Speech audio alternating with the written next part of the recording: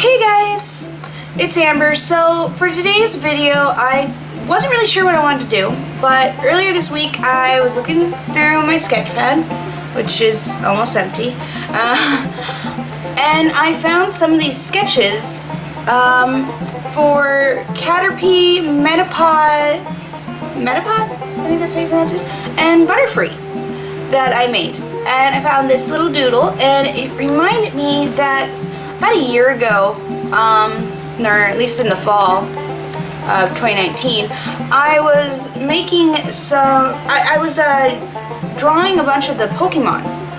I thought, why not draw, and I thought, why not do it again, since I had this and I was going to make it, I just never got around to it. The thought was to make it with all my metallic colored pencils and markers, anything that was metallic. And I mean, I'm going to stick to that, because my husband suggested that.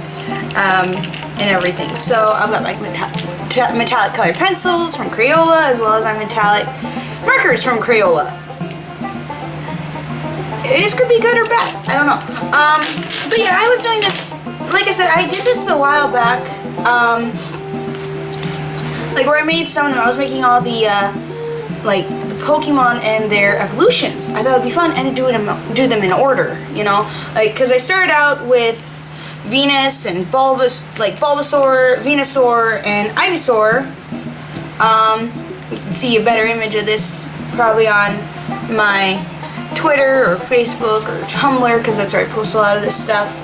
I also did a really bad, and I did this one in colored pencils, but I did a really bad one. This one hurts me so much. I did this one really bad drawing with oil pastels of Charmander, Charmeleon, and Charizard.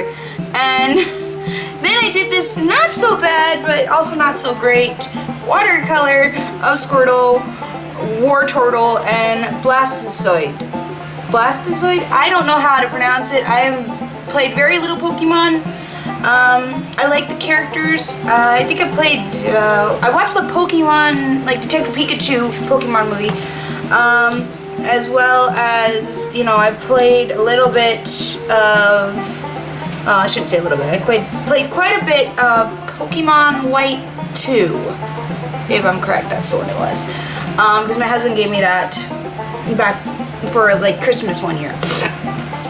But I thought I'd continue this, be fun, especially since I don't know what to do, and that was the purpose of this, was to just draw them and practice my skills when I didn't know how to do anything, or didn't know what to do, or wanted to practice something. And since the sketches are already done, I figure today is a great time to do it and just work on it. So let's get to that. Okay, just to mention a couple things. I am drawing on this. I was using a yellow erasable colored pencil for this, so it's a little light at first, but I'm making a tree at the moment here, just so you're aware. But it does show a little bit up as I work on it. Just thought I'd mention that, for all of you wondering why you're just seeing white paper and a pencil that's doing nothing, because it's really doing something. I'll come back with some more notes maybe later on. In the meantime, I'm just going to leave you off for a little bit, and while you can watch me draw a Caterpie. That's correct. I'm not looking at anything to tell me what's what, so I think that's Caterpie.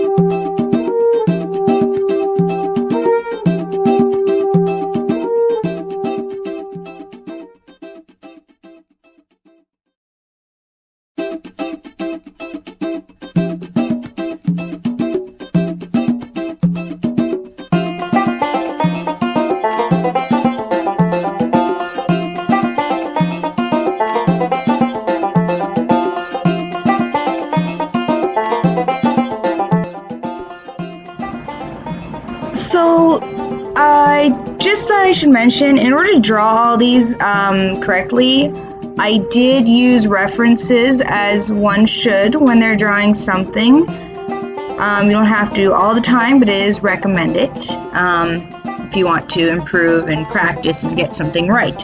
So I did use references. I used the Pokedex. I will put a link in the description of where I use them. I'll also, once I've started coloring, show you put the image of each Pokemon in the video so that you can see how they look compared to what I made in this video. But just to let you know, yeah, remember, it's okay to use references. Don't be afraid. It's not cheating. It's okay.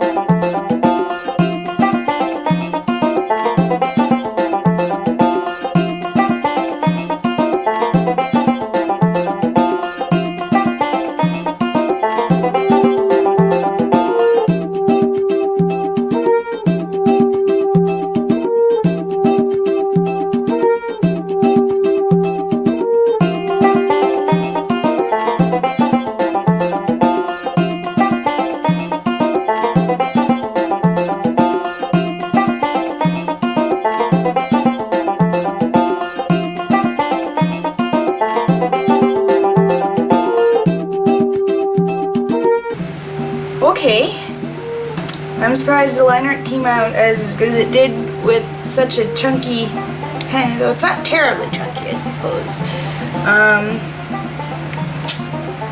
I guess now I just gotta color it and hope for the best. I used the metallic Crayola for this, called Black Iron. I don't know if you can tell that it's metallic-y or not. It's not picking up very well on the camera, I don't think. Maybe if I tilt it a little you can see it. But yeah, let's get to the coloring portion of this and see what happens, I suppose. So when it came to the coloring portion of this drawing, I started out by just coloring the Pokemon because I want to get their color schemes down first before adding too much to the background. I found that I used colored pencils more so with the Pokemon, except when it came to Butterfree, or I think it's Butterfree. I don't know. I'm gonna butcher all these names, I just know it. But I used a lot of the colored pencil, like the metallic colored pencils, to get the right colors and whatnot. I even use them for shading when on some of the markers. I actually wasn't sure I was going to do any shading with this, but I found if I went light enough and then darker in some spots, as you do with pencils, I got decent shading. So that was a plus. And as usual, I am going to, if I'm not already showing, the Pokemon on the sides, so you can see the original version that of the Pokemons from Nintendo and like on the Pokedex and all that. At least that you see from like the cartoons, not so much the games entirely. But yeah, they're gonna be right up here. You probably can already see them, so you can see those characters and how they look. And on that, I'm gonna leave you off until the end.